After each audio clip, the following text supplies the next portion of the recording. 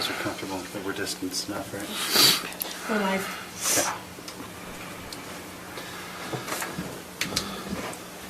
All right. You guys ready? In a minute? Yes, sir. Good? Steve, good on this one? Sure. Okay. All right, we'll go ahead and get started. Good evening, everyone. Welcome to our Planning Commission meeting. Looks like a Wild West stagecoach hold up with everybody got their masks on tonight, and we appreciate it. I feel like we're socially distanced up here, so we'll go ahead and get started. We're going to open with a word of prayer from Member Little, and if you would, after that, please rise and join me in the Pledge of Allegiance. Our dear kind Heavenly Father, thank Thee for this opportunity we can meet and bless us that we can be able to discuss and have our minds open. May we be able to work together. And Father, we're grateful for the opportunity to serve, grateful for those who are participating, and as we can come to conclusions and work things out. Please guide us in our thoughts that we can come with the best options and have a good discussion. These things we say in the name of Jesus Christ. Amen. Amen.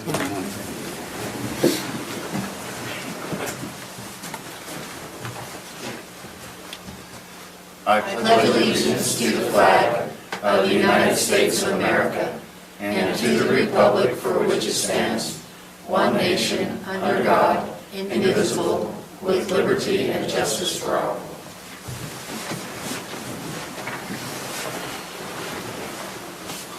Okay, any questions on the agenda for tonight? If not, we'll take a motion. Move to approve the agenda. We have a motion and a second to approve the agenda. All those in favor? Aye. Thank you, Chris. Any declaration of conflicts of interest for anything on the agenda for tonight? Mr. Chair, I don't have a conflict of interest, but just put everyone on notice, our ditch, our water right flows through Wasatch Peaks concept plan, their development. Okay. But you're not declaring a conflict? I've not, no, don't have a conflict. All right, well, thanks for that transparency. Anybody else have anything? Okay, so if we're ready, we'll move on to period of public comment. So we do have a public hearing for item number 6, since it's a legislative decision. But for items number 7 and 8, they are administrative discussions. So there's not a time set aside for the public to comment on items number 7 or 8. So what we'll do now is the time that we'll give you to do that. There's more people here than I've seen in a very, very long time, and I'm grateful for that. But we need to, if you do have comments for 7 and 8, maybe just give me a show of hands. How many people have comments for 7 and 8? Okay, we should be fine with that then. I don't want to limit you down to like 2 minutes or something like that. If we've, I would just ask that you concisely get to your point. And what we'll be doing up here is when you have comments, we'll be taking notes for ourselves. This time frame doesn't afford us the opportunity for us to have dialogue with you. And I know most of you know that, but I do want to remind you that this is a time for us to hear what your concerns are. We'll write them down. And then later on in the agenda, as we have discussion on those items, we'll try and get to those and answer those objections or concerns or whatever that you have, and try and get those answers from either the applicant or from staff. Does that sound pretty understandable to everybody? Okay. Thank you very much. I appreciate taking the time to listen to that. So having said that, let's go into a time of public comment, and if you would just come up to the microphone and state your name and please, sir. Please state your name and just where you live and for the record so we can record your comments.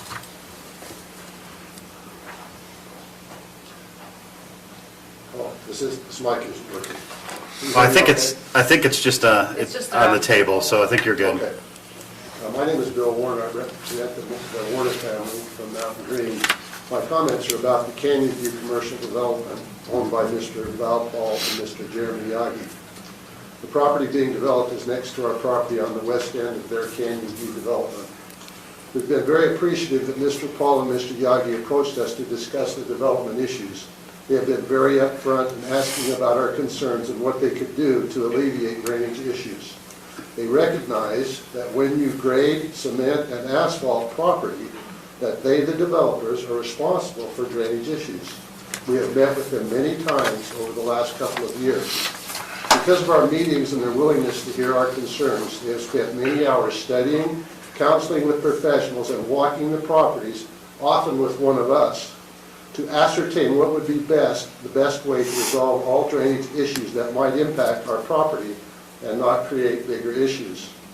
As of our last meeting, after being shown their latest drainage plans, it seems that they have come up with effective solutions that will benefit all of us. In addition, we recognize the importance of cooperation and support from Morgan County and UDOT.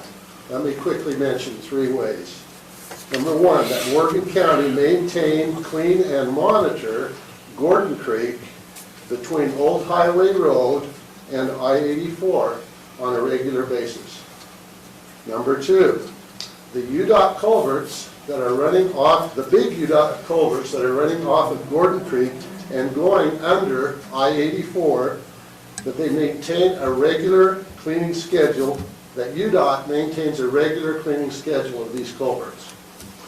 And number 3, there's a 24-inch culvert, a 24-inch UDOT culvert running from the Canyon View property under I-84. This culvert has not worked for as long as we can remember. We feel it is extremely critical that this 24-inch culvert is made completely operational and then maintained by UDOT to protect and enhance the drainage on the Canyon View property as well as our property. We know that to be successful, all parties need to work together. Mr. Lance Evans should have sent all of you an email because we didn't get the letters into you quick enough. It contains 2 letters, one March of 2020 and one of February of this year that go into a little bit more detail than what I've talked about. So if you'll check those emails, we'd appreciate it. And finally, I sincerely mean this, with the large amount of huge development and everything that's going on in Morgan County, we really appreciate your service to Morgan County. Thank you. Thank you.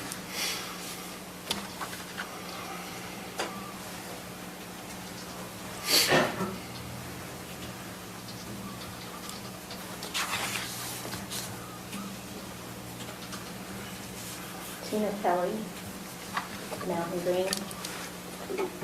Thank you for all that you do, you know that. There's an item that's not up for public hearing tonight, and I try to not say anything too often this close, this early in the process. But I want you, as it moves forward with Wasatch Peaks, I've spoken with Ed briefly about my concerns. I want you, as it moves forward, to do your due diligence. I'm concerned about the process of bringing the sewer across the river and the railroad tracks and the freeway to Mountain Green. I've looked at the preliminary plans, and I'm concerned about lift stations. I think Wasatch Peaks will do everything professionally. I think Mountain Green will do everything professionally, but I would like several eyes on that process as it moves forward. And just wanted to bring that. I know this isn't the time when you look at that closely, but as you're moving forward, keep that in the back of your mind, please. Thank you. Thank you.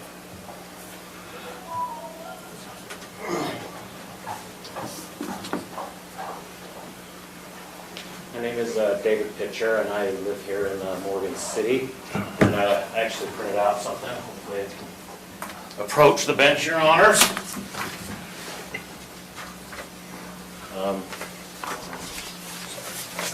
Color one. I ran out of ink after that.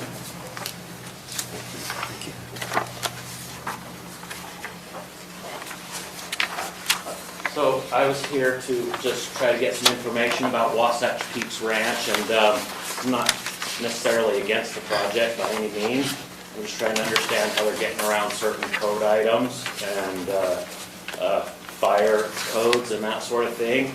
I put in a grammar request for more information, but I got a response from Lance that said the county didn't have any engineering on the project at all, or even a copy of the EIR, so I'm not sure if what I'm saying is 100% accurate.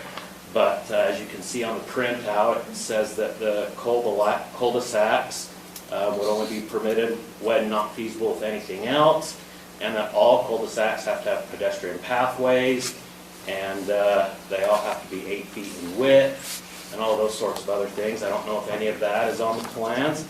It also says that permanent cul-de-sacs shall not exceed 1,000 feet. The original maps that I saw, whatever it was, a year and a half ago, they were well over 1,000 feet.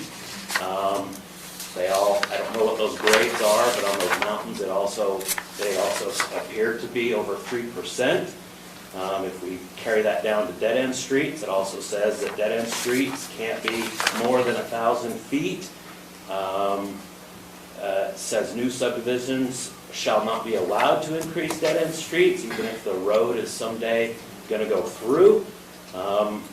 I don't know if the county considers these private streets. I think that is more along the line of what Mrs. Sessions did on her project versus a public street, so it makes it more, I'm assuming these are private streets, but the standard is the same for those. In your code Q, it says access easements are allowed in MU 160. I realize that, but it also says those access easements are only allowed for one single residential unit. I happen to be aware, you can see from the printout, the pictures there on page 2. Both the properties there next to Heinz Gas Station are owned by Ronnie Whittier and Lone Tree. That title's not held in Wasatch Peaks, which I would assume by default means that's an access easement to those people's property, which would mean they would only have one unit. And then going to fire codes, the fire code there on the last page says projects having more than 100 dwelling units are supposed to have 2 separate accesses. I don't know how many residences are on some of these dead-end roads that they have, or these cul-de-sacs that are over 1,000 feet, but even beyond that, International Fire Code there on D106.3 says that those apparatus accesses can't be less than 1/2 the length of the maximum overall diagonal dimension. Rough numbers from what I know, Wasatch Peaks is 9 miles north to south, 3 miles east to west, which makes their diagonal distance roughly 9.5 miles. So their access points cannot be less than roughly 4.75 miles. And from the distance to the bridge, which I assume is their other access point to Peterson, is only 3.5 miles. So that's far less than half that distance. I assume the distance from Peterson to wherever their other access is there is also less than that. So again, I'm not against the project. I'm just trying to understand how certain projects get around these codes and why some are treated differently. Thank you. Thank you.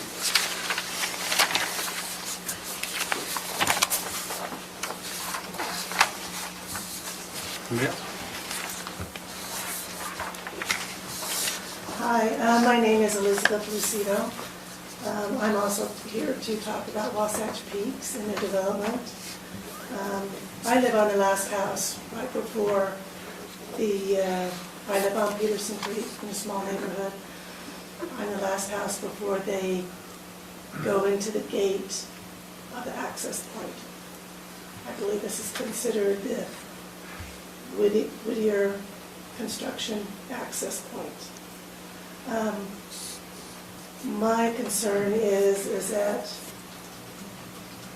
coming to one of the previous meetings, it was never informed to me or my neighbors that the Whittier construction access was going to be used. My daily routine is waking up about 6 o'clock, listening to the employees' cars come in. By 7 to 8 o'clock, I have double long dump trucks going up and down the road until 5 o'clock, if not later. They are every day, weekends, holidays. Unlike some of the other people, I've never had anybody come and talk to me from Wasatch Peaks and explain that the access road was going to be used daily.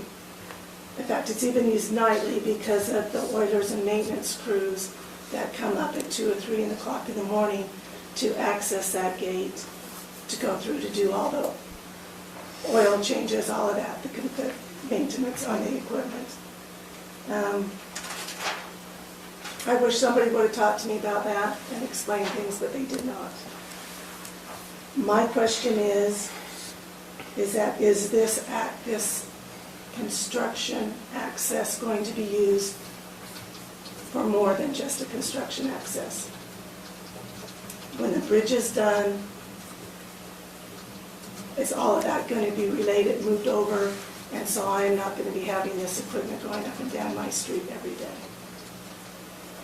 I don't know that.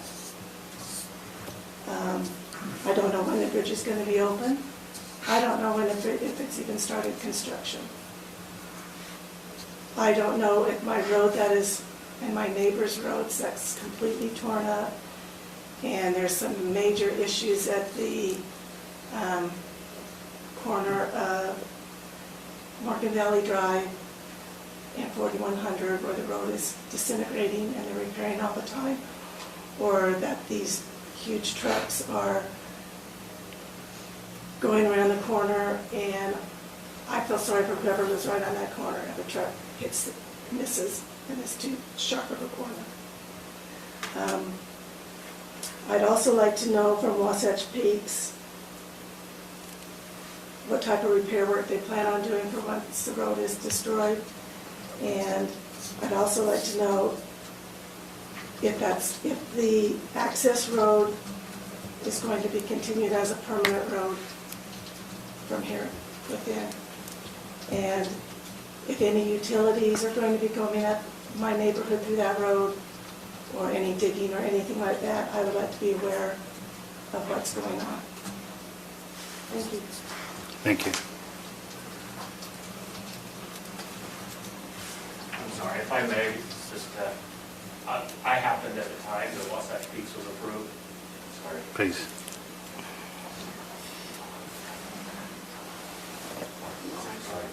It was somewhat irrelevant at the time because I was aware of the project, but just so the council knows, at the time that Wasatch Peaks first came up a year ago or so, I owned property within 1,000 feet of where they're doing construction, which would have made us, should have received public notice, and I did not receive public notice either, and I've spoken with some of my neighbors, or some of the people that have bought lots down there, and that were within that 1,000 feet, and they didn't receive it either. I believe Wasatch Peaks went within 1,000 feet of their property line, but not within 1,000 feet of what they were actually constructing on. So I would assume there's a lot of people that don't have any idea what happened. Thanks. Thanks. Anyone else? Going once? Okay. All right, thank you, everyone. We are... Can we get some input Oh, online? Mr. Walter, So- if you'd like to speak in the public Yeah. meeting. Okay, go ahead. go ahead. Can you hear me okay? Yes, we can hear you. So I live across from Ruth Aceto, and I'm the brunt of all the truck traffic and equipment that goes up, but some of the questions I have, and the opposition is, I also want to know when that bridge is going to be done. They have promised that when that bridge is done, that they will quit using Peterson Creek. I believe that I don't think there should be any approval until the access bridge over Weaver Basin Canal is fully operational. I don't think anything else should proceed within the county. And I think there should be an agreement from Wasatch Peaks in writing that there will be no more use of Peterson Creek Road for their construction access. It's basically been a nightmare for us on Peters Creek Road. This was not disclosed at the meeting in 2019 that our road was going to be used for their construction access for 2 years. And within that plan in 2019, one of the things that they said that is critical consideration, and that Wasatch Peak stated that there would be no visual impact to the community. And if anybody's driven off of the, down towards Hines and looked up on the mountain, and I don't mean just where they're building their road, but where they've used for their construction access, they've got deep into that hill that will never grow back.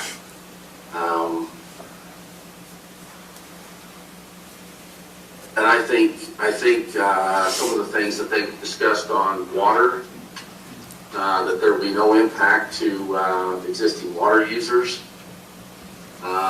is not true, because now within the State Division of Water Rights, they're asking to be able to use their artificial runoff from their snowmaking. So one of the things in their proposal back in 2019 was snowmaking will provide benefit for downstream water users. 82% of returns to hydrological system, both through surface flows and groundwater recharge. And basically saying there will be benefits to us water users, but if anybody goes in and looks into the Division of Water Rights, their application, that's not the direction they're headed. And I think some of these things need to be addressed before there's any approval of proceeding. Thank you very much. Thank you. Okay, is there anybody else online that wants to comment? Okay, having heard none, we're going to move on to item number 6 on our agenda.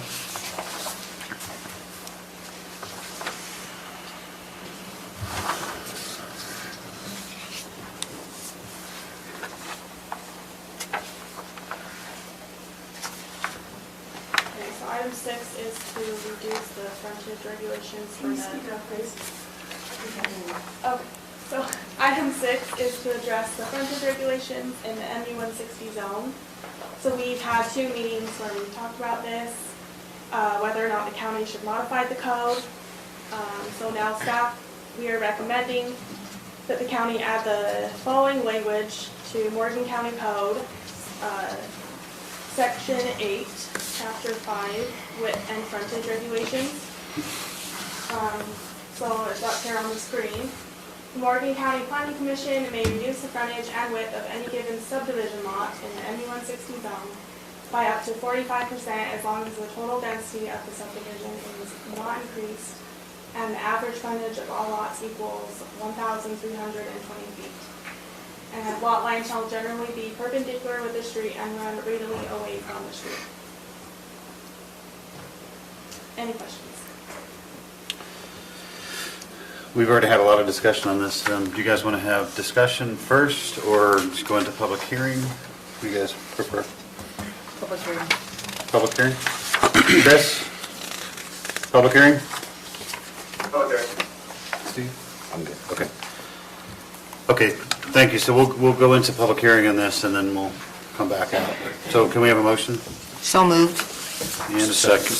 We have a motion to go into a public hearing and a second. All those in favor? Aye. Okay, so we're now in public hearing for item number 7 on our agenda. So if there's any comments from the public on this, now's your time to come forward.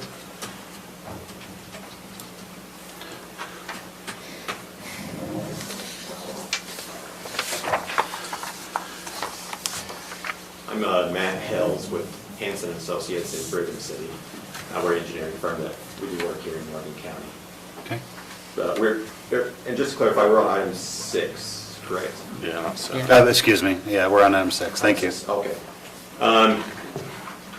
Jim Flint wrote a letter he wanted me to read. I think that he sent it to the planning commission as well. But he just wanted me to read it here. Okay.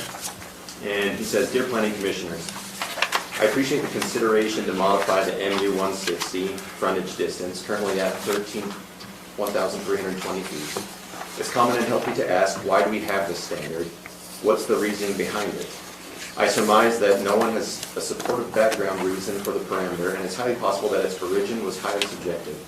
Regardless of the background, the parameter does appear archaic in today's world and is worthy of revisiting, not just repeating a blanket acceptance because it's in the code." Haley did some good research and reported at the last meeting that neighboring counties have standards ranging from 100 to 300 feet. Box Elder County has a standard of 1,320 feet. Also, I spoke with the planning director, and he has never seen a subdivision that involved the application of that parameter, nor could he give a reason for its presence. He acknowledged the outdated nature of it and concurred that it didn't make sense. The way I look at what makes a good development is to pick the best building sites, then the most environmentally friendly, unobtrusive roads, meet a minimum frontage, say 300 feet, but fulfilling minimum zone acreages, which means no increase in density. The frontage requirement or lot configuration shouldn't be the driving issue, but rather the best building sites coupled with meeting the minimum zoning acreage. In some jurisdictions where we work, they allow flexibility in lot sizes, just so long as the overall net density isn't exceeded. We're not discussing that avenue or option, but just discussing frontage length. Some thoughts. Urban-wise, frontage requirements are important to assure that there's an adequate on-site space to build a dwelling. Rural-wise, over the decades, I've seen some very creative layouts that emphasized building locations and had small frontages and very irregular lot configurations, and they worked great. From a practical standpoint, whether a rural lot has 200 feet or 1,320 feet of frontage has little bearing on the intended structure to be built.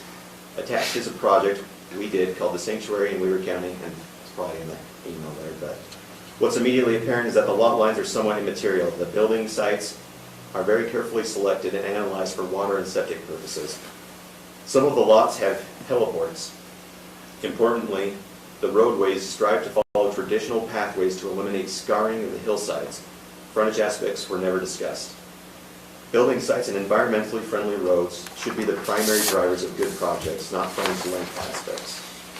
I strongly echo and support what Lance advanced at the January 14th Planning Commission meeting, simply stating the minimum frontage. Density, number of lots allowed, should be determined by acreage, not frontage.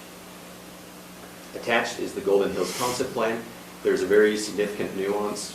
When one comes to the end of the roads, say Lot 3, does the homeowner have to build an on-site driveway for 300 feet, 726 feet, or an astonishing 1,320 feet? The same situation applies to lots 15 and 16. We agreed to place a private lane on the boundary between two lots. A 300-foot driveway is comprehensible. A 700-foot or 1,300-foot driveway to nowhere is somewhat mind-boggling. Again, I really support what Lance advanced, one parameter with 300-foot minimum lot frontage. Respectfully, Jim Flint. Thank you. Thank you.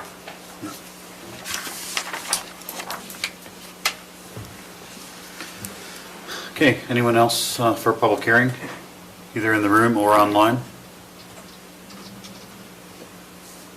Okay, so that's no. So we will entertain a motion to go out of public hearing.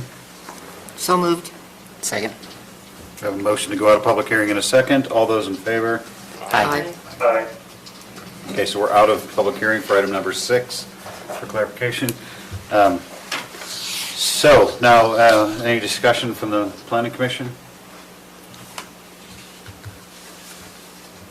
Do you want more discussion? I don't need any more discussion. Okay. Anybody want to make a motion? Mr. Chair, I move that the Planning Commission recommend approval to the County Commission to approve the revision of Morgan County Code Section 8-5A-5 to address frontage requirements in the MU 160 zone based on the text listed in the staff report dated February 11th, 2021. We have a motion? Do we have a second?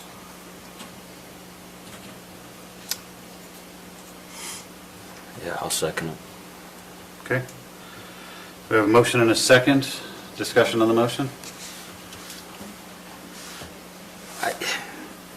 I'll probably just say something that I might regret later, but I think the government, originally that land was owned by a ranch. I don't know the history of it. Anytime someone sells ground, then the next owner comes in, they may not want to ranch it, they may not want to farm it. In my opinion, this is a good compromise because it allows the government to try and mitigate something that's otherwise, with our code, you can't do anything with it. I mean, they'd lose a lot. In my opinion, the government should probably try and at least not stand in the way of people who are willing to buy and put their capital on the line. That's my opinion. I just wanted to state that. Thanks, Steve. There's no other further discussion. All those in favor of the motion? Aye.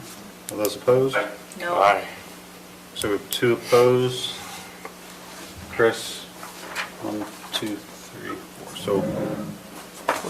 4. So 4 for, 2 against? Okay. Motion passes. All right. Thanks, Planning Commission, for your time and consideration, discussion on that. I think it was a good discussion for sure. Okay, item number 7, Canyon View Commercial Subdivision.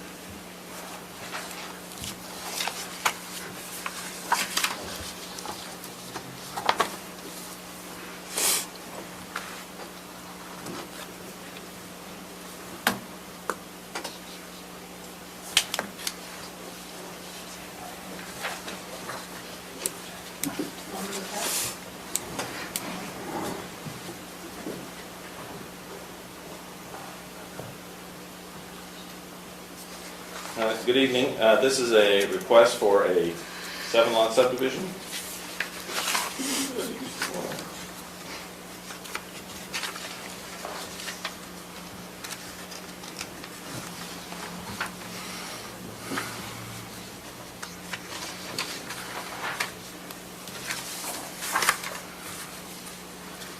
I'm sorry, this is a request for a 7-lot subdivision on 20.2 acres. We approved the concept plan, or you and the county council approved the concept plan last year. This is the next step. Because it's under 10 lots, it is a preliminary and final plat combined into one. Staff has reviewed the application for both and find that it meets the standards for the entire project. Let's see. Lot 1 will be 5 acres, Lot 2 is 2.93, Lot 3 is 3.4 acres, Lot 4 is a smaller 1.6, 5 is 1.8 acres, and 6 and 7 will be 2.05, or 2.2 acres and 1.3 acres. It uses Highlands Water Company as their water source, and Mountain Green Sewer Improvement District for their proposed method of sewage disposal. The access and frontage will be obtained along the newly constructed road coming off of Old Highway Road. The standards are met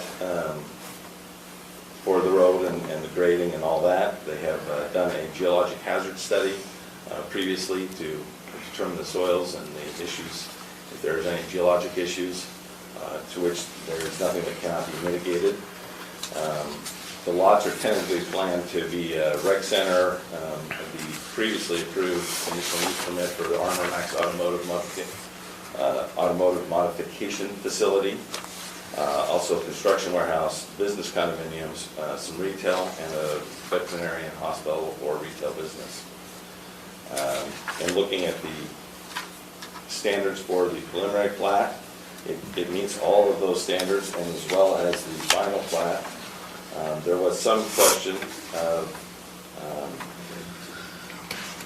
the amount of water that would be supplied to the area and if there was capacity. We have received a letter, a will serve letter from Highlands Water Company that they stated and met the requirements for our newly stated code from last year as well, where we have a statement of the qualifications and the capacity. The county engineers reviewed that and believes that is sufficient. This site will work for that, and that's not going to be an issue. I think that's all we have. Staff's recommending approval, and I'll stand for any questions. I've got a couple of questions for you, Lance. On the Bill Weaver or Bill Warner's questions on the 3 conditions, how many of those are met? Or will be Bill's met? Has conditions- UDOT agreed to do what he outlined? Well, this development, I think what the requirement for the development, do you want to talk to this? Well, I'll just say that the requirements for the development is they have on-site drainage, and so they're meeting those requirements. The issues in the UDOT right-of-way and that culvert need to be dealt with UDOT. Mark Miller, our county engineer, is here, he can speak to it a little bit more. Mr. Chairman and Commission members, I remember when we had major problems with that drainage, and 2 of the biggest issues we've got are that it's difficult for UDOT to clean the culvert that goes under Old Highway Road because they have the pedestrian bridge there, so it's very difficult.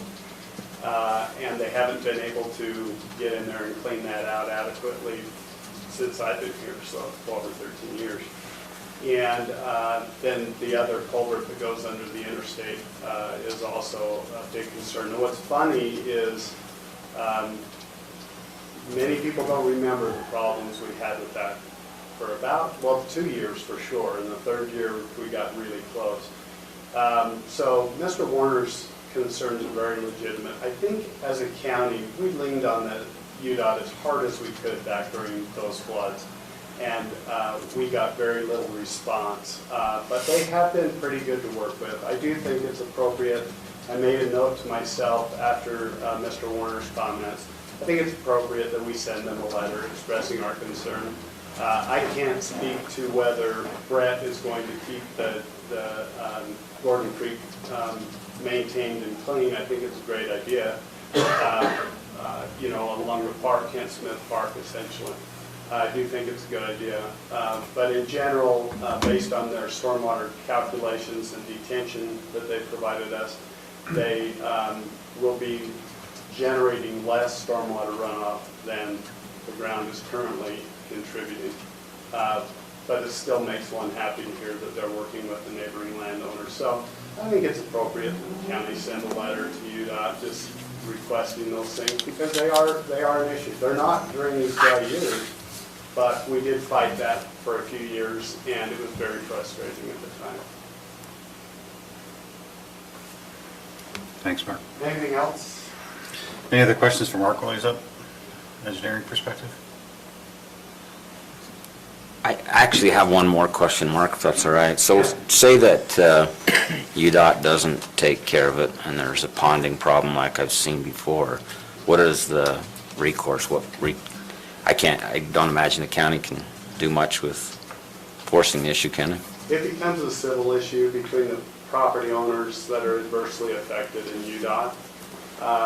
The county doesn't have responsibility for the UDOT facilities, and so that's a UDOT highway there, and it's a UDOT crossing, and what we had previously was up back, it got blocked and it backed up the stream and flooded some homes in that area.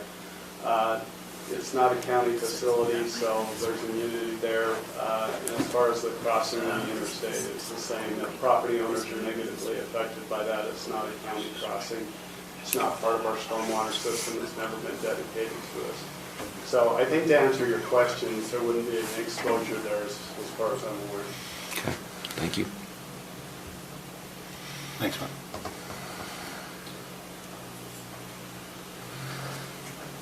So I guess my question, to tag on to what you're saying, is how do we address it? So The adjacent landowners have some concerns, and there's nothing we could do as a condition or a motion to say, we make it a condition that the county go to UDOT and make sure they clean that. But based on Mark's recommendation, is it where they're making a condition that the county that we send a letter or draft a letter to UDOT, or we just do that? I was going to say, I think as Okay, the we just do planning it. commission, just ask us to send that letter. Okay. We can't condition this development on that. Okay, so we just, action. so we'll do that. Can you send that letter? Mark, will you send that letter? I'll send it. We gotta take care. What about the one on Old Highway Road? Well, that's also UDOT Road at that point, so I think we So talked they're in about charge of that. both But So I know to the clarify, town's pitched in and all. yeah, and I know the adjacent landowners are in the room, so I want to talk about them in the third person, but just to clarify what Mark said, the drainage plan that's part of this is going to have a retention system, and that, in your professional opinion, it's going to generate less runoff than in previous years when they had that flood, because there's going to be a retention system, which our code requires for drainage runoff for this subdivision. So it's likely going to go into a drainage pond rather than just pool there and spill out to the neighboring property. I think that's what we're getting to. I'm saying that for the benefit of the adjacent landowners in the back of the room. But just to clarify. I don't have any other questions. The applicant is online if you would like to speak to. Any questions Did for? the Hammerhead, where did it go?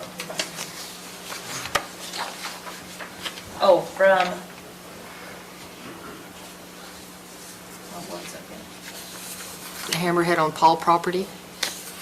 Well, the comments from the engineer and then Chief Brindle.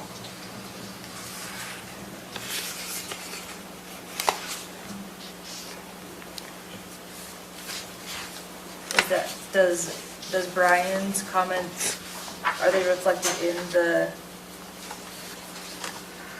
plat on 17?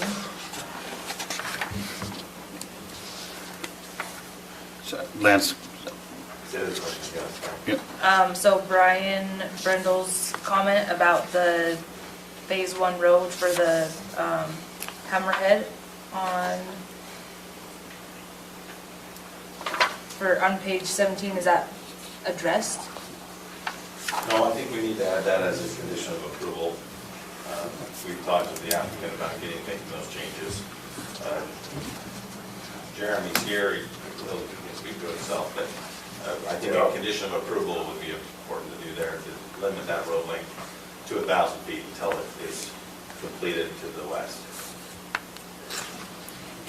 Yes, Mr. Chairman and members, thank you for that. We've updated the plans to reflect the Hammerhead. Eventually, of course, the road will be looped and come through. This is Jeremy Yagi, the developer, and I appreciate your comments, and we'll make sure we have the Hammerhead to meet OD's guidelines, as well as just know in the future it'll connect all the way through in a loop.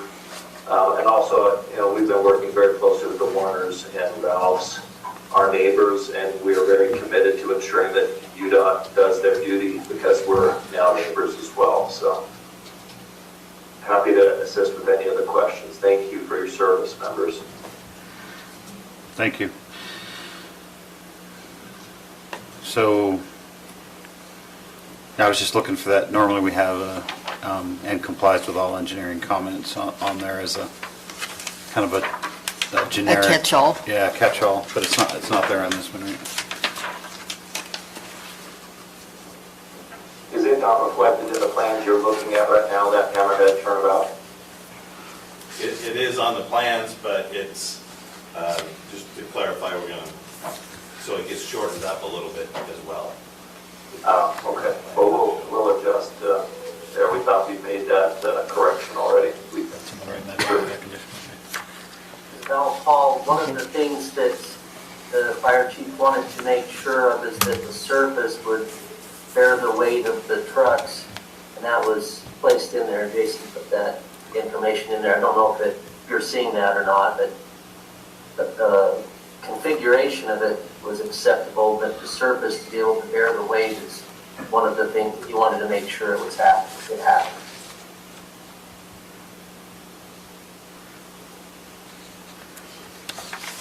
Is there a note on the, Well, we just got this. Oh, okay. okay. I didn't see that note on here. It wouldn't hurt to make both of those conditions, right? Then we can, How long is that road? It just needs to go up to the end of the subdivision.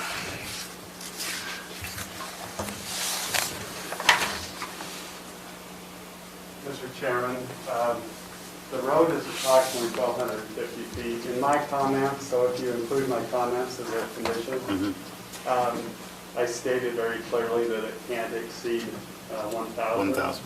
We have to be consistent with that. And in your code, it doesn't even allow that for roads that are going to go through in the future. It doesn't allow you to go 1,200, even though you're going to connect onto it, because I guess the reason the code's written that way is just in case they don't end up building the other portion. But it's very clearly worded in your ordinance that you cannot approve something over 1,000 feet. Now, Wasatch Peaks is different. Those are private roads and they're under their development agreement. But on these public roadways, there's really no way around that 1,000-foot thing. So as long as you include, and per the engineer's comments, in any approval condition on the engineer's comments, I'll make sure that the fire department's concerns, by the way, it has to support a 75,000-pound load, the turnaround does, meaning the aggregate base has to be thick enough to support that. But I will also be reviewing it for grading and drainage. We get some of them that aren't even graded and they just hold water and end up falling apart, so engineer's comments would cover both yeah. in one condition? 1,000 feet and the That was his comment. 5,000. Yeah. Yeah. So what he's saying is if we make a condition to say, and on the condition that all engineers' comments are addressed, then that would cover both of those topics. Yeah, which was in my letter. And what about the county surveyor's comments? Add that to county surveyors and county engineers' comments? I think they're addressed in the new plan, in the revised plans. So we can add that note. Okay.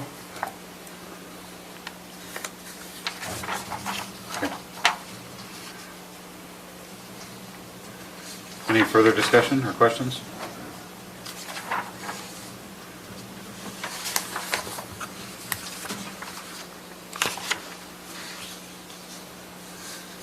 No? Well, would we add one that says they have to meet the Mountain Green the fire recommendations also? Or No. is that all included under? Mark said it would be under the engineer comment that would be covered for because the road would have to support the load anyway. Well, what about the number 2 and 3? On page 23 of 35. The water supply and fire sprinklers. Well, go ahead, you can, yeah, go ahead. Well, those will be addressed at building permit because it depends on the building size. So those comments will carry forward and be addressed there. He has to sign off on it before they can get a building permit. Okay. One more round. Any other questions or discussion? If not, Chris, we'll give you an opportunity as well.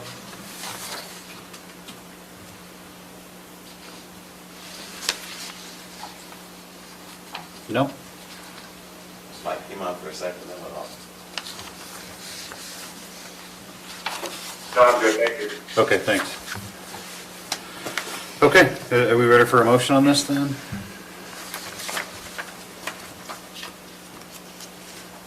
Yes. Okay. Please.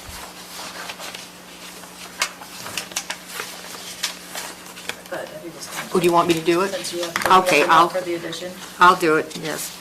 I move we approve the Canyon View Commercial Small Subdivision Preliminary and Final Plat Application Number 20.063, allowing for a 7-lot subdivision of land located at approximately 5600 West Old Highway Road, based on the findings and with the conditions listed in the staff report dated February 11th, 2021, with one additional condition, condition number 4, that the county engineers and the county surveyor's comments are addressed.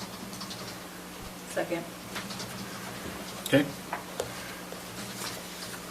Catch all that? Okay, we have a motion and a second. All those in favor? Aye. Okay, unanimous. So on to the next item on our agenda.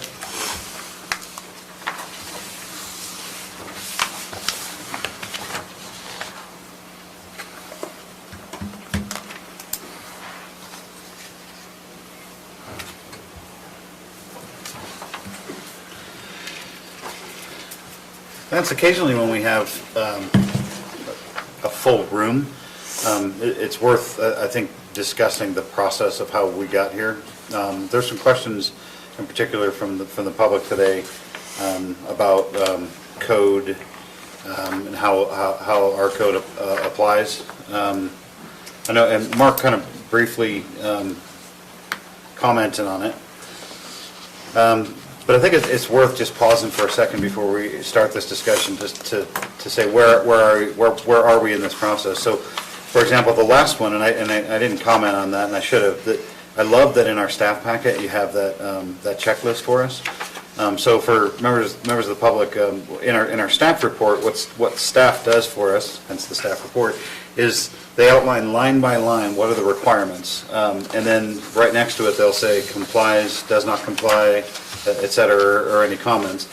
And what that does is it helps us to kind of do this when we're making an administrative decision. So if you'll notice, when we had the public hearing before, that was a legislative decision. So Utah code requires us to have a public comment or public hearing period for that. The Planning Commission rarely has any legislative authority for, or we're not the land use authority for maybe one or two strange circumstances, right? But for the most part, no.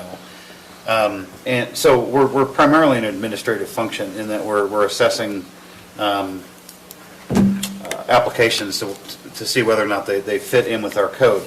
And when the public comes out, they're normally coming out at a point well after there's been a lot of other stuff happening, as is the case with Wasatch Peaks. So in the previous application that we talked about, the land was already zoned appropriately. They were applying to subdivide less than 10 lots. So our code kind of narrows down to the point where we just make these administrative decisions and say, do we have everything that we need? And that was preliminary plat. What we're about to look at is concept plan, which is there's different requirements for a concept plan than there was for what we just looked at with the preliminary/final plat. But in both cases, the land was already zoned appropriately. But, and I'm not even going to take a stab at this, Lance, but can we have this discussion just for the public's edification that there's a difference between the code and what we see, or the comment that was made during public comment period. For Wasatch Peaks? Yeah, for Wasatch Peaks, yeah. Well, okay, so this is a concept plan application for 124 lots on 569 acres. The process so to date has been that Wasatch Peaks Ranch submitted and went through the process of a resort special district where they did a development agreement, and there's a couple other requirements, traffic analysis, fiscal analysis. And throughout that process, the development agreement was developed that established standards for this development as it went forward. The resort special district process took quite a while. We had a lot of public meetings about it, but that granted the entitlements for the property. So we established the Total number of dwelling units is 750. The overall size of the Wasatch Peaks Ranch is 11,502 acres, of which approximately 8,000, give or take, is going to be open space, will not have development, but obviously they're developing some of that property for the 750 units. So the development agreement was adopted, and it's moved forward. Throughout the process over the last year, we've done a lot of excavation permits because they're building a lot of roads and stuff on site. I think Wasatch Peaks can go in a little more detail on that if they'd like. But this is the first one, this is the first plat that's being submitted. And the platting process starts with a concept plan, which is a little higher level. It doesn't have every detail ironed out, but it works in and starts giving us a concept of where things are going to go, where are the roads going to be, how big will the lots be, that type of thing. In particular, on Wasatch Peaks, what's unique about this project is that it's in the very mountainous, very steep terrain. And so it's been, what this plat has on it is building envelopes for most of the lots, not all. Some are going to use setbacks, but it's got building envelopes of where they're anticipating. But they still haven't completely finalized all those plans. But we want the development process is to give them a concept plan approval, then they'll go forward and spend even more time and come back with a preliminary plat where they will have to establish, you know, where is their water coming from, where is their sewer going to be dealt with, and those level of details, the roads, that type of thing. We have it in concept form here, but the preliminary plat will actually nail down a lot more specific details. And if that is approved, then the final would be a final plat, which is really the final check of all the details and recording it so that the properties can begin being sold, the individual lots, and those lots are actually created with access and everything and established legally, and start paying taxes at that point. So we allow the development process for any developer. Wasatch Peaks is a very large development, but for any project, it goes through the same steps. On a smaller project, under 10 lots, we allow them to combine preliminary and final into one step. So that's kind of the overall process. What I would call out as unique to Wasatch Peaks that I alluded to earlier is that it's under a development agreement. So during that process, when those entitlements were granted, some variations of, well, this isn't going to work if we follow all the standard subdivision and zoning requirements. And so in exchange for dedicating open space, having that open space area, and other things, the county allows them to have some variance on our standards. And they essentially get to write their own rule book. This is similar to Cottonwoods. This is a large PRUD with a development agreement. I'm trying to think. We just amended the Ravala development agreement in Round Valley. And so there's several of these in the county. The process so at the concept plan for Wasatch Peaks Ranch, the area, they've got different areas they're going to be developed in. You can sort of see here, there's the larger yellow area, which is the D area that's called out in the development agreement. Eventually, they will have, this plat is proposing to do 87 of those lots out of,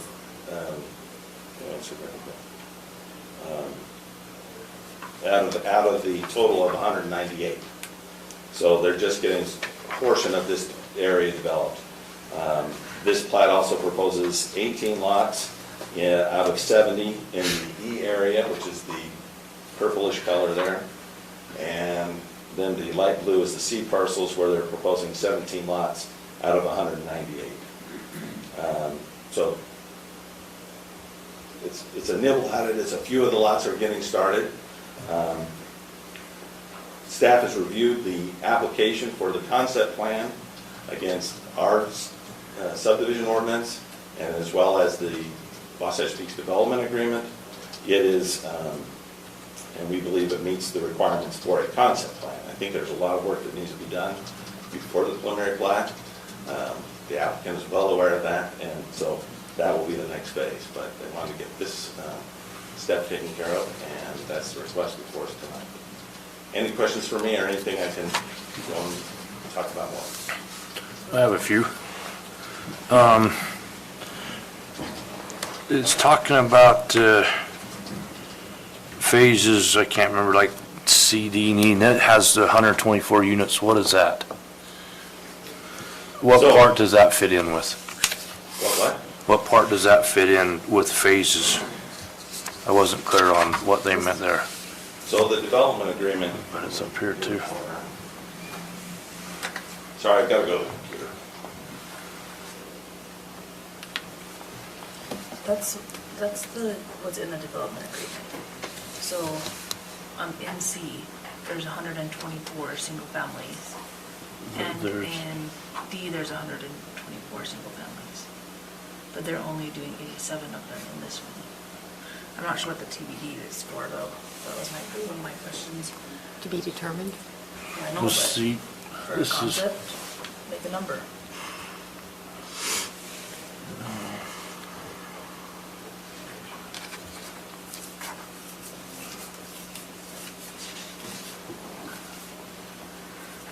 it's right here. When we went through I'm trying to find the development agreement, but it has different development areas. E, and 124 units. So what's the 124 units?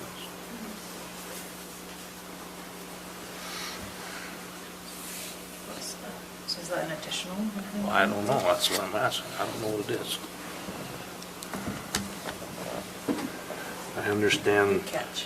parcel C, D, and E, and F, but I don't understand 124 units. They can have What 124. question do we have? Maybe staff can total start what they're looking at it doing while we're now? talking about it. I don't know, that's, Yes. I just like clarification, what that actually means. 'Cause you Page can look, 25 under project description.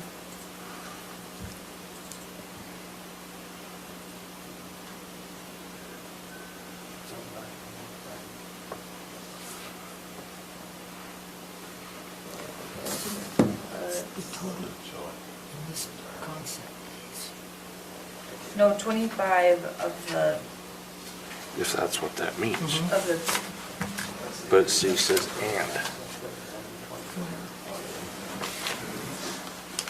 So parcel C, D, E, I'll and stop F. looking for the concept and plan. 124 I'll units. see if I can locate it by the So applicant's. what does that mean? But in short, the 124 units. development four areas are Why called does out it say and? in the development agreement. And That's what They're centrally located in the overall property. But if you look at that table that's in the staff report, it outlines the requirements for each of those, of the overall size that's going to be in place on those properties. so under the project description, it says, "The property to be subdivided consists of 569 acres. The subdivision will consist of 4 different parcels, C, D, E, and F, and 124 units." So So why does it say "and 124" if it should be included in the C, D, E, and F? I guess I poorly worded, I will say, the subdivision is in 4 different parcels of the development agreement. So are you That just saying, For that- 124 lot subdivision, 4 instead of and. Well, it's 124 lots, and it's in 4 different, it's in partially in 4 different parcel So, areas as per the development agreement. so the division, so the subdivision will consist of 124 units, which are included in parcels C, D, E, and F. Yes, that's better way. okay, so that, I wasn't sure what the 124 meant when it says and. And then what about the access with Ron? When all this started out, I thought they was gonna access differently. Why are we accessing up Peterson Creek Road now? Just asking. I think that was always the intention for the primary access. I don't ever remember that. I don't remember that either. I remember it being You down. mean Ron's? Yeah. Up Ron's. through Peterson Creek though, No. or by the By the Storage law. sheds. Well,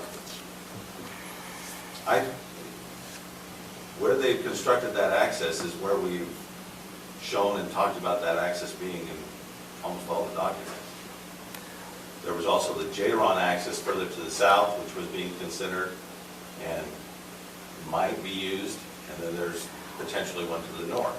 And actually, in this development agreement, we see that or not this development agreement, this concept plan, we see where they've established that they're going to take the secondary access road off the property to the north.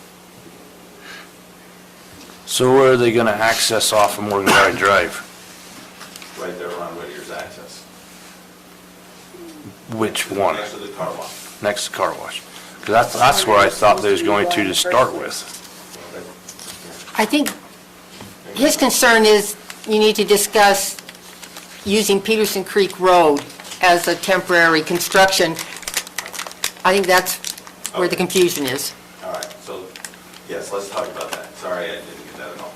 So Peterson Creek Road, or 4,000 North in Peterson, is being used as a construction access only.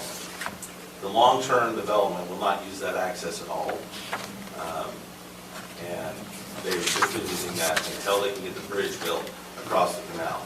They weren't able to build that bridge until the water was completely out. They've been working all winter to get it done. In the meantime, they've been working on and using public road access through Peterson Creek Road. So who approved that then? I'm just curious. We were required to, construction access was allowed. They're allowed to use public roads, and we allowed them to have that access with the construction of the project. Wasn't that For just how logging long? access though? Well, it's a public Just until the bridge is done? Or Yes.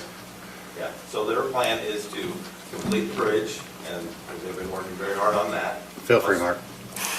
Once the bridge across the creek is completed, across the canal is completed, and we hope that'll happen in April, it'll be done, then they will no longer use the Peterson Creek Road access. So sorry. Mark? And that will be repaved. You want to add to that, Mark? Yeah, we can't have them on that Peterson Creek Road. The bridge is supposed to be done April 1st. They're actually a little bit ahead of schedule. They won't say that, they'll say they're on schedule, but Lance has laid down the law with them as far as having that bridge completed by April 1st, because they have to start using that, because I realize they can use public roads, but they've destroyed the road. They're going to come in and repave, grind and repave, and we'll have to review and approve those drawings. They've been very good to work with as far as agreeing to, we have to completely rebuild that road. There's no other, it's been destroyed. And we want them off there as rapidly as possible, and it sounds like it's going to be April 1st. Because as soon as the bridge is done, that road is already constructed. So they built up to the bridge within about 100 feet of the bridge, and then they've actually built the road on the other side of the bridge. So they're working on those two as they're finishing up the bridge now, and no more construction access will be allowed. So it was used as a temporary construction access, but to the public's concerns, supposedly the contractor was putting out hangers on the doors and asking if they established a line to call, a hotline if there were any issues.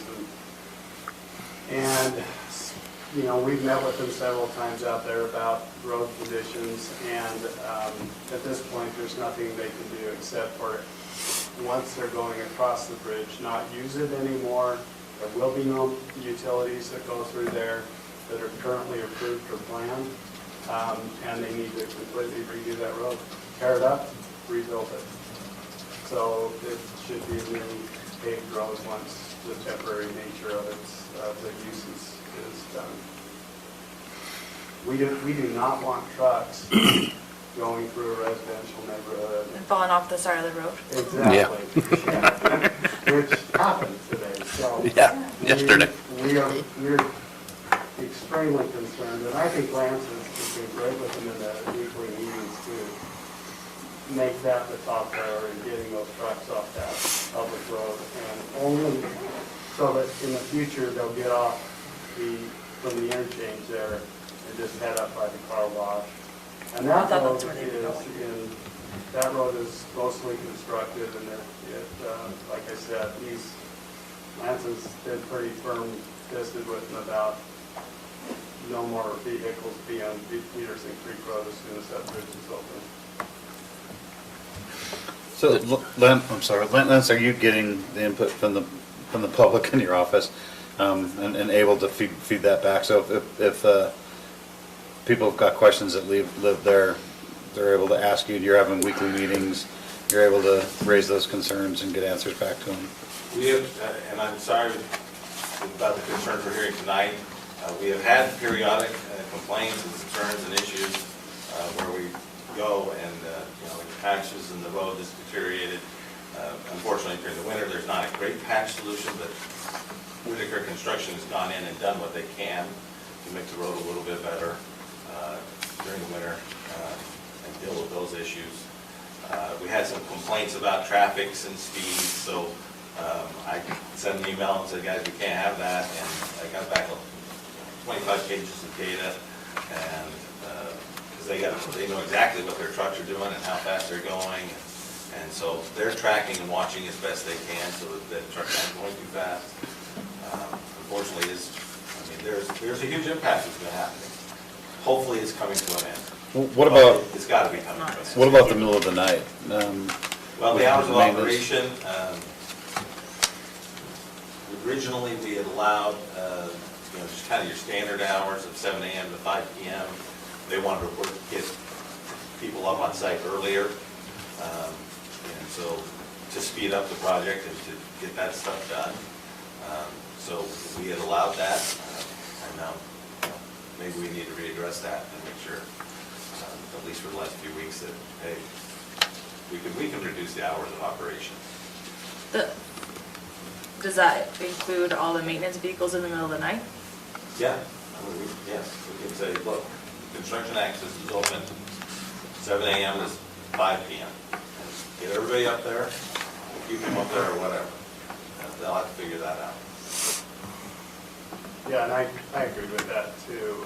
Hours of operation were never meant to go into 2 in the morning, and if the maintenance vehicles are going out there in the middle of the night, that was never approved. And so that's something we have to enforce, obviously. And that's where we're at with this project, is the enforcement phase. You know, it's funny, Lance and I press them every week in the meetings about the public, and we're assured that everyone's been contacted.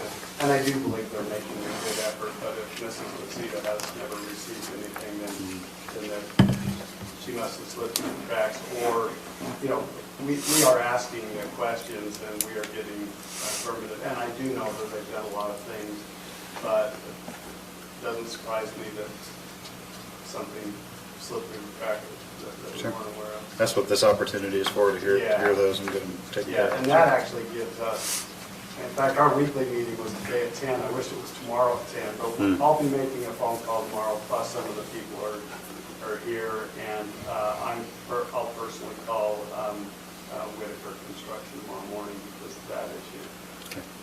And I know this isn't related to the concept, but that's a very, very low bar for concept, very few requirements. But someone else mentioned they had a concern that they weren't contacted and they were within 1,000 feet. Do you know anything about that, or? I know we did a 1,000 foot and the legal notice from the boundaries of the property and what the requirement was. And I think what I heard was that we didn't include this access road or the impact that it would be on Peterson Creek Road, for example, which, all I can say is that the code requirement is that we do 1,000 feet from the boundary of the application. And so that's what we did. I think we've also tried, and we've had a lot of public meetings, and I think there's been a fair amount of press. So there's been opportunities to understand what's going on there. And if there was ever questions, staff was able to answer those questions. To the comment about the grammar request and the information about the engineering on the project. The request was for an environmental impact statement, which I did not have, so I couldn't give that to them. But we have a lot of engineering information. Mark's been working, spending a ton of time reviewing and coordinating with Wasatch Peaks Engineering. So we have a lot of the engineering and that type of thing. So would your advice be to broaden what you're, or ask for something different in the grammar request? It just depends what they want. Yeah. I mean, what are we trying to, it's public record with the grammar request. Yep. Okay. Did we capture everything else? We're missing anything here? I have a question about the concept plan. It says multifamily to be determined. That should either be 0 or it should have a number attached to it. Well, the total number of units, I think, is to be determined. I'll let the applicant answer that. They're creating 87 lots. How many units will be on each of those lots is, I think, the way I interpreted that, to be determined. I got a couple more questions for you too. On the one where it says the property layout, is it just a typo where it says 124 lots on 596 acres? No, that is the, It's 569. that's 569. Where are you reading? Sorry. Property layouts on page probably 27. Actually, item number 8 says 132 as well, but as long as we're talking about it. Yeah, that's just my typing. So it should Just be the checking. 69. Should say 69, that is correct. Okay. And then, I don't know if this is fitting here, but what about with the runoff? Because I remember from the conversations that the runoff that they was gonna create would come down and benefit down here, not be trained up there. What's the, I'll have to let the applicant speak to the runoff situation, I don't know. I don't know if you can address it, but, I mean, I just wonder if there's anything documented or whatever, because that's what runs in my mind, the same thing, that they was gonna do that and it would benefit the ones down. The artificial snow Yeah. melt. And those are issues that what we'll be doing at preliminary plan level is, that's not one of your requirements for concept. Concept is A through M. But I don't even know if that's a requirement of preliminary. no, I don't think that's a subdivision. Well, no, preliminary, I will be looking at, where the water comes from, where it'll be used, where the storm drainage goes, what the detention plans are, all of those things will be addressed at. But I You're don't- saying the snowmaking water, Yeah. that shoot up on the mountain, where's that water going and how are we documenting? Because it was gonna come down and benefit those down in the valley. Now it sounds Yeah. like they're gonna retain it up there.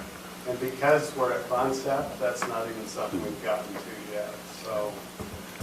Yeah, so, I mean, that's so far down the road for us, because it's not one of your requirements. we're just trying to get, That's the first time we've heard of that, so. and we're not, we know that the applicant doesn't have to speak to these things at this time because our requirements for concept are pretty low. Right. But since the public asked it, I think it's worthy to at least bring it up and we'll have to have a address discussion. that, because that's not something we've been looking at yet. Okay. Yeah. Do you have a copy of the letter from Peterson Irrigation Where's that? from Roger Prescott? From Roger Prescott. From, what was the date on the letter? January 3rd. Where did you get that at? But it's talking about that exact same thing. January You're- 3rd, and who was it sent to? Well, that was a letter, that's for like the change application with the state. No, I have not reviewed the change application for the state. Is I think that's where something that- we do or no?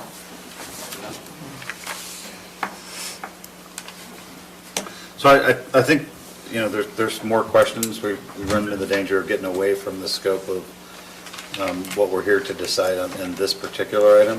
I think it's fair to give the applicant an opportunity, should they choose to address or speak to any of these, but we had at least one question from the applicant, which was what? Remind me.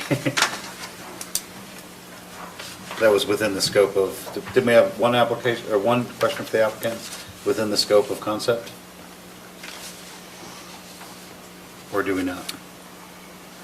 I think we, no, maybe we were. No, just mainly the road. It's probably appropriate for them to address Peterson Creek, the road. Yeah. And the site, you know. Okay.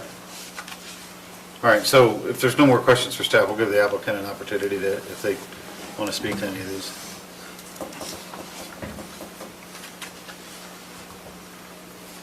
Hi, Ed Schultz with Wasatch Peaks Ranch, and I brought my associate, Zach Johnson. He's our lead civil engineer with Human Horn. So, happy to be here tonight. Thank you for taking a look at our first concept plat. You know, it's been 15 months since our entitlements were granted, and we've really started moving forward. We've run into some interesting situations up on the mountain, lots of opportunities, lots of challenges as we've come in from the 10,000-foot level down to the details that you see before you in this application. Some of those include topography, geology. We've realigned roads because of this. We've realigned our main water transmission line to best meet those challenges and minimize the risks for us as the developer and the property owner.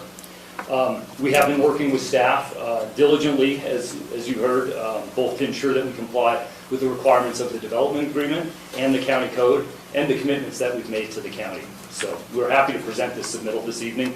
And you'll notice in the submittal talking about what the requirements are.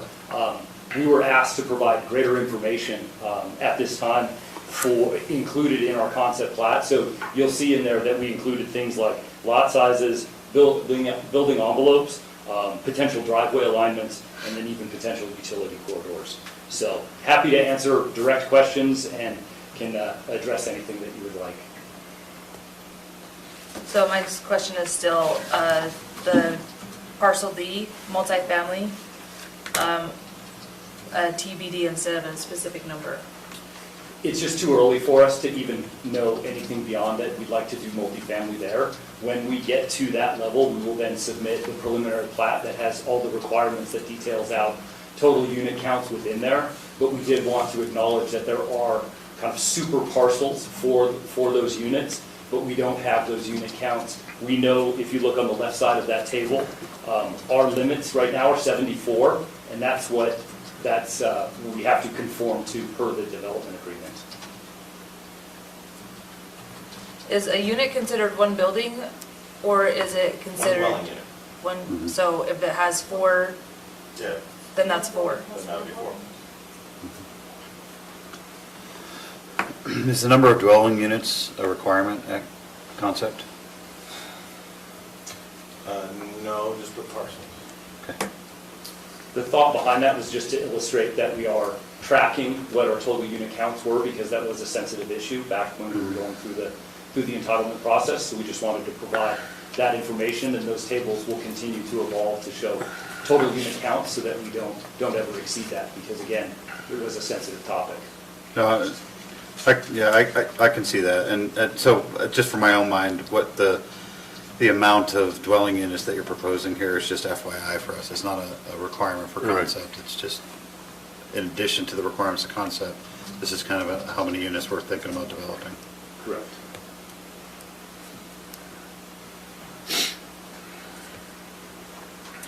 Any other questions specifically for the applicant? Are there any other, anything else that you would like to address that you've heard tonight? Just the sensitivities around 4,000 North and are using that. As both Mark and Lance said, the bridge is heavily under construction and we're pushing as fast as possible. We weren't able to begin that construction process for Weaver Basin and the BOR until the dry-up period last October. So we are working diligently to get that completed. By utilizing 4,000 North at the beginning, we knew that there was going to be use on that, and we volunteered that we would replace that load and put the document together and formalize that agreement with the county to demonstrate that not only were we saying we were going to replace the asphalt there, but that we were contractually obligated and committed to that obligation. Anything else? Let me just get some clarification. So this concept, is this one phase as of right now? So, for instance, like partial C has, you have this concept plan having 17 units, but there's possible still more in the next phase in, okay. Correct. I think there'll be multiple phases, it's just to the level of where we've been able to get the required diligence, especially because the diligence level gets even higher for preliminary plat. So as we've broken that up, ultimately we'll have a phasing plan, but even though it's been 15 months, it's still a lot of information to process. Sure.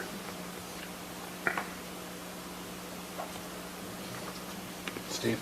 I see the public raising hands. I apologize. That's why we had public comment in the beginning. We just don't have the time to dialogue. And when we're trying our best to answer everything that you answered.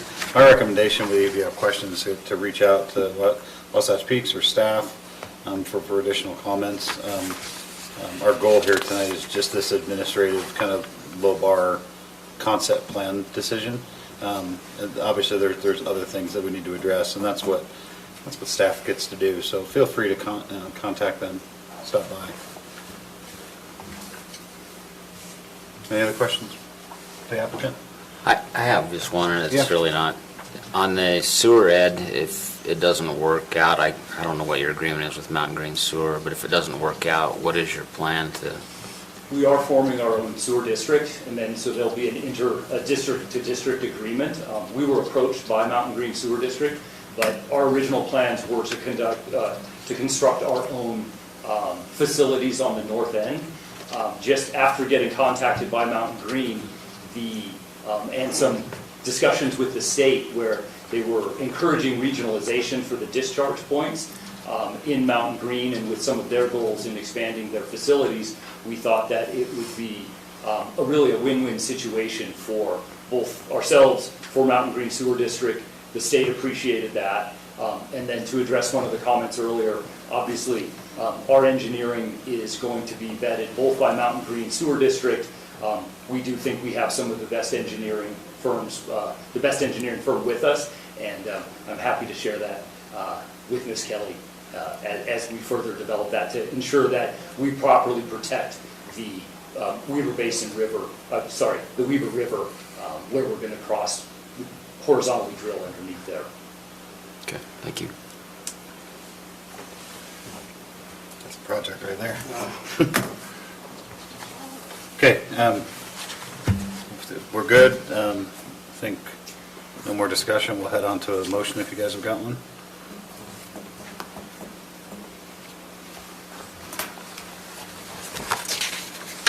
There were no additional conditions, were there? Okay, well, I can read as good as anyone. Yep, there you go. You're right. I move to recommend approval to the County Commission of Wasatch Peaks Ranch Concept Plan Number 1, application 20.065 for 124 lot subdivision of land located at approximately 4213 North Mount Morgan Valley Drive in unincorporated Morgan County, based on the findings listed in the staff report dated February 11th, 2021. Okay, we have a motion. Do we have a second? Do we need to add the end with the conditions listed to the motion? We did that in the. Did I not say that? Conditions listed. Did you get that? Maybe I Yeah, can't it's in read. there. No, you got it. Second. Okay, we have a motion and a second. All those in favor? Aye. And Christian's here. Motion passes. Okay, we're on to next item on our agenda. Give members of the public an opportunity to leave if they want for just a minute, while we get into the real meat of the discussion, business and staff questions. The county doesn't have the authority to override state codes, which is what the fire code is. It's not the county code, it's state code. So I understand what a PUD is, and I understand that you get bonus densities and everything. The fire code is state code, and the PUD or development agreement can't override. Yes, that's a third party, I have to get approval from the state. I really, no, I'm just going to ask you if you could, draft that, and if you haven't already, get it to staff and let's get you an answer. Have you done that yet? Have you drafted up an email yet? Let's get it on paper so we can get you an answer. Notes that the fires use. I have, right, clearly, and I'm just trying to make it clear. I understand PUDs and bonus densities and codes can change and all that, but you guys are, the state's a third party. Says they have to meet fire code, and so Yeah, but like, if they're over 100 units, that's not fire code. We all know that Dave Rich doesn't have a code, right? So how do they, I guess if you guys just approved the concept of over 100 units, which is state code. Actually, we didn't approve any units. Concept is even lower than that, the Well, I number of know, but there's units. gonna be more than 100 units up there. We all know there's gonna be more than 100. So I guess if they're more than 100 units, they have to get state and federal approval. We gotta figure out a way for you guys to get connected, Oh, I'm sorry. so you can answer that. You just need to have him leave. Because he's a jewel. David Pitcher. Okay, just for the public, our meeting's not over yet, so you're welcome to stay, but thank you for your time coming out. So, He's the one who's developing that Thursday. Okay. If everybody's ready, we'll move on to item number 9, back to our agenda. So business, Haley wasn't feeling well, she had to leave early, but she's been here a year, and I just want to acknowledge that. It's been great to have her here. Good addition to the team, I hope you guys know that, appreciate it. She's been here a year. Let's see. oh, a year. I thought you were saying that she was leaving, and I was like, No. she just got here. No, she left early. Oh, Is she okay? that's crazy. It's okay? I know. That's hard to believe she's been here that long. Yeah. Okay. I'll explain that through. That's a great job, so. Okay. Let's see. And then the other big item is the general plan. Some people have been getting surveys, request emails and some people will be getting letters or cards in the mail to fill out a survey. It's a random sample survey, so it's not going out to everybody. It's gone out to, I'm not even sure how many people in the county. But we're going to take that random survey, so it'll be statistically valid. You'll be able to use that survey and answer those questions. So tell your friends, and if anybody has concerns about getting an email from Y2K Analytics about the Morgan County General Plan, and they're not sure what that is, that's legit. Go ahead and do it, it's safe. And it's really the starting point for our feedback. And what that does is it allows the county to identify and we get a good sample of everybody's issues and concerns from across the county. People that don't necessarily come to all the meetings, but it'll be a great opportunity. I think it'll be a good baseline of information so we can get issues addressed as we do the general plan. The general plan has started. We've been working on, obviously, the survey and some other documents with the consultants. The website will hopefully be ready in a couple weeks, and that'll be a good source of communication. We'll have a link on the county website and the city website to go forward. And I don't know, let me back up just to catch everybody up in case they're not aware. So we got a grant from UDOT to do a general plan. UDOT, both Morgan City and Morgan County applied for it, and they said, well, why don't you guys, there's a lot of overlap in the data that's collected, and so we'll do that. Why don't you guys do it together? So the initial base layer of data will be Morgan County and Morgan City, but then the final product will be a Morgan County general plan and a Morgan City general plan. So there's a lot of overlap and similar issues, but we will have our own county general plan addressing those issues further out. Last night, the advisory committee had a meeting, and that's just a group of people. We just, you guys know, you appointed Debbie to attend that meeting for the Planning Commission representative. Blaine Fackrell is on it for the County Commission. And then we have representatives from each of the Planning Commission areas in the county. And that's just to help guide us a little bit, help identify issues, help to explain what's going on locally. But that's just a committee. If you have issues or questions that you want to get on there, there will be lots of opportunities, but you can also just email me and we can get your concerns out at any time. So happy to do that. The advisory committees weighed in with some of the issues last night. The next couple months will be gathering population, land use data, all types of information in the county, demographics, economic growth trends, things like that, and putting that all together so that people can respond, and then also synthesizing the survey data. And so looking at all that. And then we should have a meeting, I can't remember what month now, probably April for the community to see what's going on. With COVID, a lot of this stuff is going to be online, at least presently. Hopefully that changes in the next few months, but... Watch your face filters when you join the meeting. Meow. So, I am anyway, not a but cat. so the general plan is getting going. I kind of said this last night at the advisory committee meeting. The general plans, it's a great opportunity. It's setting, hey, what are all the issues that are out there for the county? How are we going to address them? The idea of trying to look ahead and saying, what do we want Morgan County to be like in 20 years?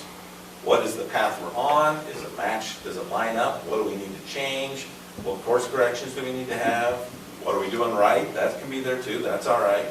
But it allows us to look at those issues and hopefully work toward having that better community, the ideal of what everybody wants. It'll be compromised, but it's a great opportunity to weigh in on that. So don't wait to be asked. If you have issues or concerns that you want to make sure get addressed, by all means, send it to staff. I'll stop there. I don't know if I've ever seen you excited about anything before except this. A general Because he's a plan. planner. Look at him. I know, he's lit up, isn't he? This is what he lives for. And we're gonna have good discussions, and that'll be all right. It's exciting to have, hey, no, I want to see 20-acre lots everywhere. All right, well, what are the impacts of that? And the other end of the spectrum, well, I don't want quarter-acre lots or 8-acre lots everywhere too. And so it'll be good discussion, and hopefully we can. It's a good refresh. have- What's going on with Whisper Ridge Phase 2? I noticed some construction. They're getting ready to start that. They're starting the pump house. I was just wondering if you heard anything about it. That's Highland Water, Highland Water might be working on something. their booster station. That belongs to Whisper Ridge though, so it's not Highlands. So they started construction and I was just curious if they were moving on Phase 2. They started digging. Well, I don't. On Parcel You C. need to show me and tell me what you're talking about exactly. Parcel C, in Whisper Ridge Phase 1. Oh, Parcel C, yeah. Yeah, right next to my Right house. next to parcel Right next D. to my house. No, next to parcel D. The pump station, yeah. Booster station for Highlands Water. Right, They have but- permission to use the public area. If they have some kind of letter that they. That was the original intent. I was just wondering if so they are going to do the pump station? Because last we heard they weren't going to, and they were just going to use the well on the bottom to take care of to service all the homes that were lower, and then just use the spring-fed storage capacity to feed the upper ones. That was the last word that we had from Highlands. So obviously that changed. Apparently. So they are going to build, they're not just going to build, they are going to put infrastructure in and start. That's good. That solves a lot of our Mountain Green water problems if they do that. What we know is just that they're putting in a booster station. Okay. We are That's not all. going to review all their Really? other elements. So they did get a building permit for that. Did they ever get the well done on the bottom? Okay. It's an interesting thing, because one of our things tonight was that we did have source capacity from Highlands for that subdivision, so I didn't want to bring it up then, but so that's good. That's good news that they're increasing capacity. Making progress. That's just. I don't have any other questions. That's all staff has. Mr. Chairman, can I ask a question? Absolutely. Member McConnell. I'm curious, is it Craig Waldron that had that question about the state Clark Clark? Waldron. How does that, could you educate me really quickly? Maybe I'm... Is that about the water you're talking about? Yeah, with the fire codes. I'm just curious Oh. how... Oh, no, that, The roads. you mean the one here? Yes. Oh, that's, yeah, Dave Pitcher. How does that work? Can you educate me really quickly? You're talking about Dave Pitcher's question. Yeah, it's on the fire codes. I'm just curious where... So the state does adopt a fire code, just like they do the uniform building code. There's a uniform fire code that they adopt. And there is flexibility built into that system for the fire chiefs to make determinations on a site-by-site, project-by-project basis. So I didn't really hear exactly what his question was. I do agree with, I did hear him say, if there's a state code that preempts the local code, the state code will control over what the local code says. So that part's clearly true. But I didn't hear a specific question about the fire code, and I'm not an expert in the fire code. So. Well, in essence, if I understood what he's saying that they're allowed to 124 units, and anything above that would be against the state code? Is that what you heard? Like, so- 100, didn't he? 100, he threw out 200 also. So I was just curious how the county would... I'd have to look at the specifics of the code provision he's talking about to answer that question. You'll likely hear it at Yeah. that meeting as well. It won't be a guide. I'll try to get informed before that, but I can't answer that one off the top of my head. Thank you. That's a good point. Okay. If there's nothing else, all inputs. Bailey? I believe I have, yeah. Any other questions? If not, we'll take a motion on approval of the minutes. I move we approve the minutes. And a second. Second. All those in favor? Aye. So moved. Second. All those in favor? Aye.